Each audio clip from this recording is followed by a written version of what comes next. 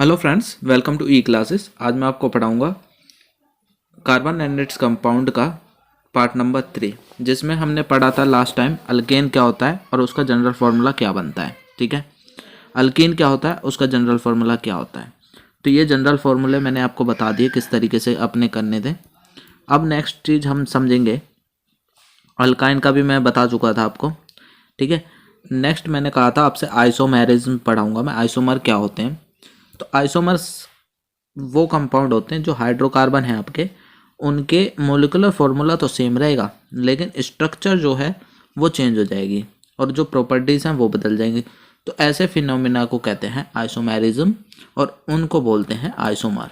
ठीक है, आ गई बात समझ में।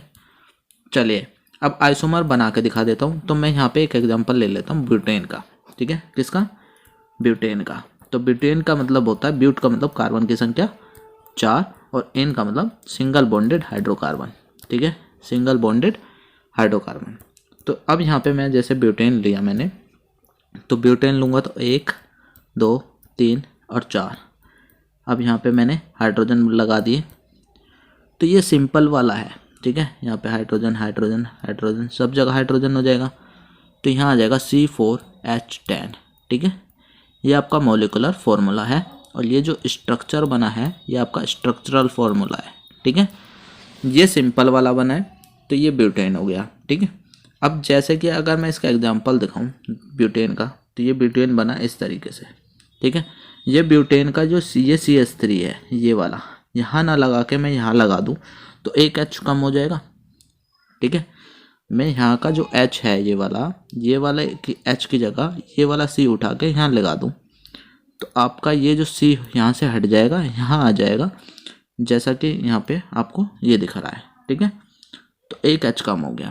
तो इसमें और इसमें क्या है, ब्यूटेन यानी मोलिकुलर फॉर्मूला तो आपका वही रहा C4H10, यहाँ पे भी C4H10, लेकिन जो स्ट्रक्चर फॉर्मूला है, स्ट्रक्चर जो है वो बदल गया। तो अब इसकी प्रॉपर्टी क्या है, किस तरीके से हम इसे लिखते हैं, तो आपको ये ध्यान रखना है। जब भी ऐसा बनता है, ठीक है, तो ऐसा बनने के टाइम पे हम काउंटिंग करते हैं इसकी। लॉन्गेस्ट चेन लेनी पड़ती है, 1 2 3।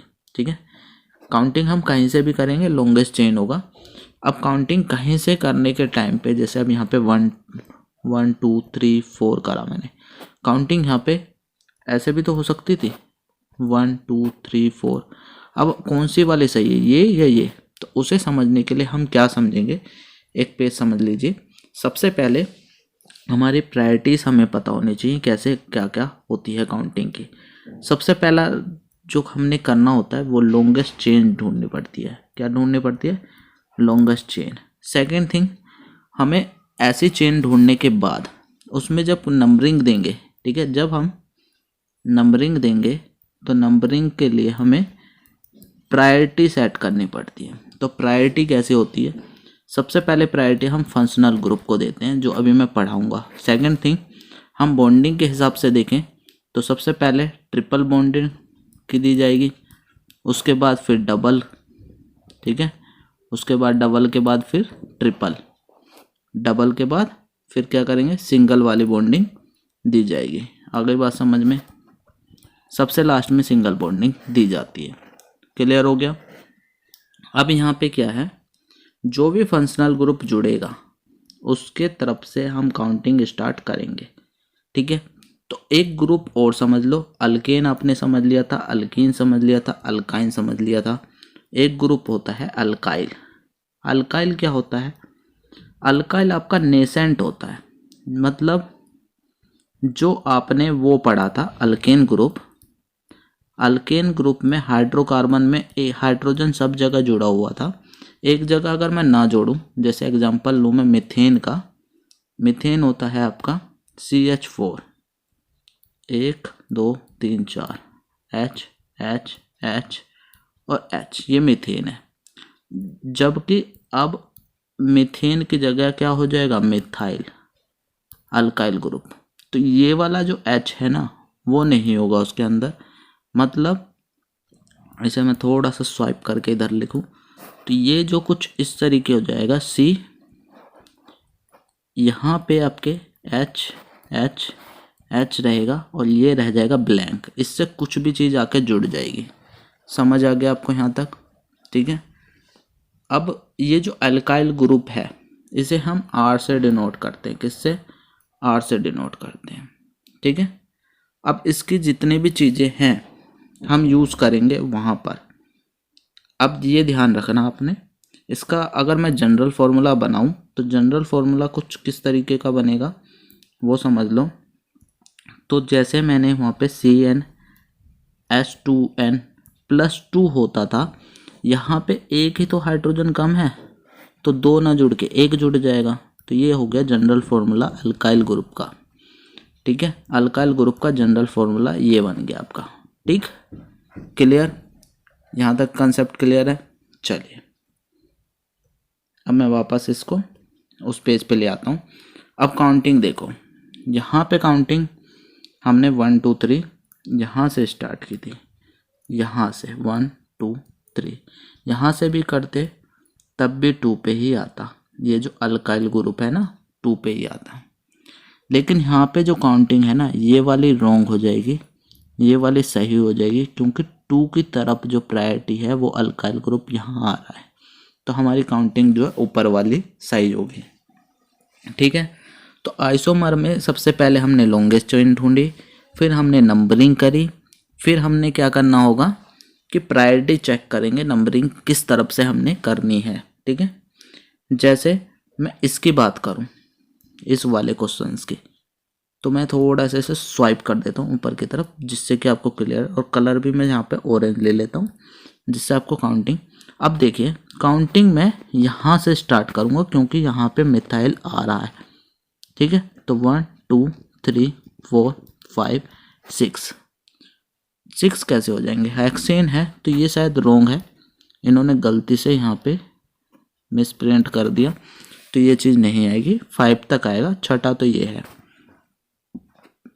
ठीक, तो 2 पे लगा है यहाँ पे मिथाइल, तो काउंटिंग उधर से करते हैं। जैसे यहाँ पे देखो 1 2 3, ठीक है, 3 पे आया, हम इधर से भी करते ना इस वाले में तो भी सही होता। 1 2 3 दोनों तरफ से सेम है, ये वाला सेम है, किधर से भी आउट काउंट कर सकते हो।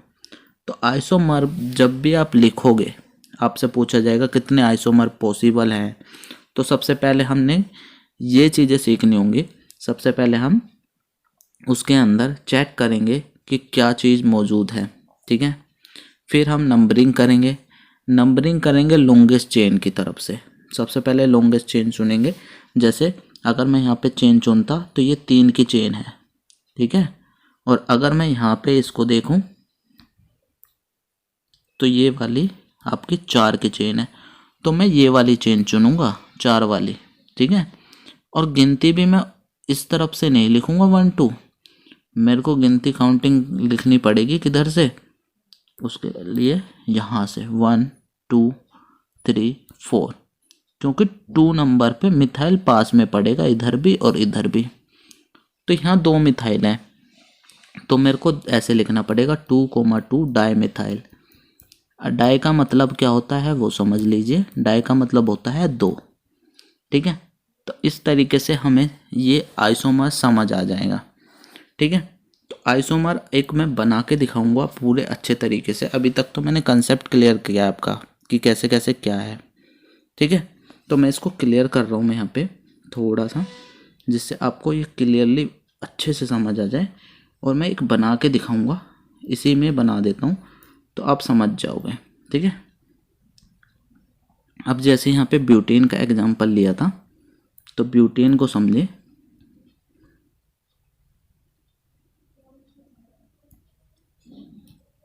तो ब्यूटेन में होते हैं कार्बन की संख्या 4।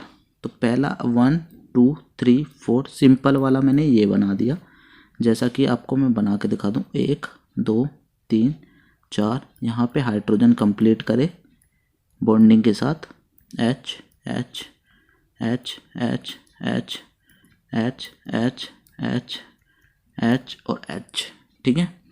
अब देखिए इन्होंने लिखा कैसे है वो समझ लो। इतने को इसने ये लिखा CH3। ठीक है। फिर ये लिखा CH2, फिर ये वाला लिखा CH2, और ये लिखा CH3, ठीक है। तो इस फॉर्म में लिखा। अब यहाँ से ये वाला H हटा दिया जाए अगर, ये वाला, तो यहाँ पे क्या आ जाएगा, C जोड़ दिया तो यहाँ से ये C हट जाएगा और ये C आ जाएगा। तो कुछ इस तरीके का बन जाएगा जैसा कि ये, ठीक है। फिर इसमें लॉन्गेस्ट चेन हमने ढूंढी, ये इसमें काउंटिंग करी 1 2 3, ठीक है। अब 2 पे हमने देखा, 2 पे क्या है, मिथाइल है, तो 2 मिथाइल। अब यहाँ पे 3 ही है इसमें कार्बन की संख्या, तो प्रोप लिखेंगे, प्रोप, और सिंगल बॉन्डेड है तो प्रोपेन। तो ऐसे करके इसका नाम आ जाएगा। यहाँ नाम बदल गया और स्ट्रक्चर बदल गया, लेकिन जो मॉलिक्यूलर फॉर्मूला है वो सेम रहा। इस पूरी प्रॉपर्टी को कहते हैं आइसोमर। आ गई बात समझ में? चलिए, इसमें से मैं आइसोमर हेक्सेन का बता के दिखाता हूँ। तो हेक्सेन का क्या होगा, इसको क्लियर करता हूँ मैं फिर से, जिससे कि आपको क्लियरली समझ आ जाए एक बार और। हेक्सेन में देखो 6 होते हैं, 1 2 3 4 5। तो पेंटेन लिया इन्होंने, पेंटेन का आइसोमर है। चलो पेंटेन का देख लेते हैं हेक्सेन की जगह। पहले पेंटेन का समझेंगे फिर हेक्सेन देख लेंगे, ठीक है। तो पेंटेन में मैंने यहाँ पे इसको सीधा सीधा लिखा, तो इसको बोलते हैं एन पेंटेन, सिंपल पेंटेन है, ठीक है।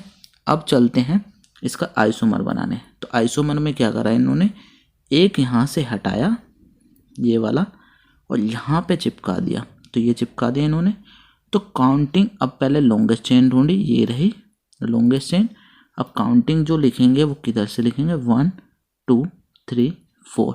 काउंटिंग इधर से लिखी, ना कि मैंने इधर से। इधर से क्यों लिखी, क्योंकि मिथाइल पास में पड़ रहा है इधर से, ठीक है। अब काउंटिंग भी लिख दी मैंने। तो अब हमने देखा मिथाइल आया 2 नंबर पे, तो यहाँ लिखा 2 मिथाइल, ठीक है। अब इसमें 4 रह गए, 4 रह गए ना, 1 2 3 4।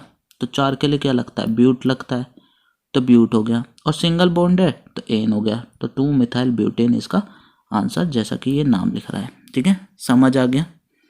अब इसका एक और समझ लो हेक्सेन के लिए।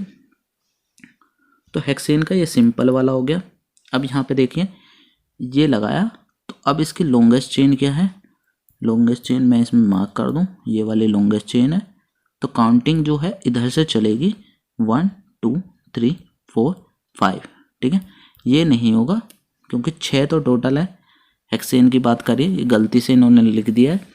तो यहाँ पे जो होगा आपका 2 पे मिथाइल आया, तो इसलिए 2 मिथाइल और फिर पेंटेन। क्लियरली समझ आ गया होगा आपको अब अच्छे से। आइसोमर मैंने यहाँ पे क्लियर कर दिया आपको।